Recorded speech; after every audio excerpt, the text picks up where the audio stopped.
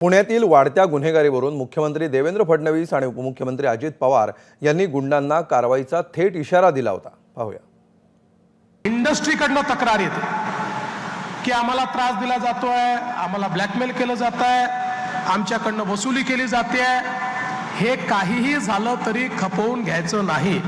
आणि मी तुम्हाला आज ऑथराईज करतोय, कारण यातले काही वेगवेगळ्या पक्षाचे लोक असतील, आमचे असतील, दादांचे असतील, शिंदे साहेबांचे असतील, पण कुठल्याही पक्षाचे लोक असले तरी या बाबतीत कुठलंही कॉम्प्रोमाइज करायचं नाही. जर इंडस्ट्रीला कोणी त्रास देत असेल तर त्याच्यावर मोकासारखीच कारवाई करायची, खालची कारवाई करायचीच नाही. 10 फेब्रुवारीला येरवडे येथे 15 गाड्या फोडल्या, म्हणजे काल 12 ऑटो रिक्षा, 2 मोटरसायकल, 1 जेसीबी. आता त्या ऑटो रिक्षाचं दिवसभर रिक्षा चालली तर त्याचं पोट भरतंय, त्यांनी काय करायचं? हे येरवड्याला झालंय.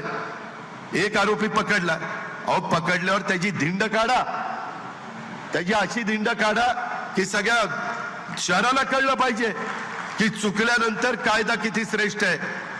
कोण मोठ्या बापाचा नाही, कोण छोट्या बापाचा नाही.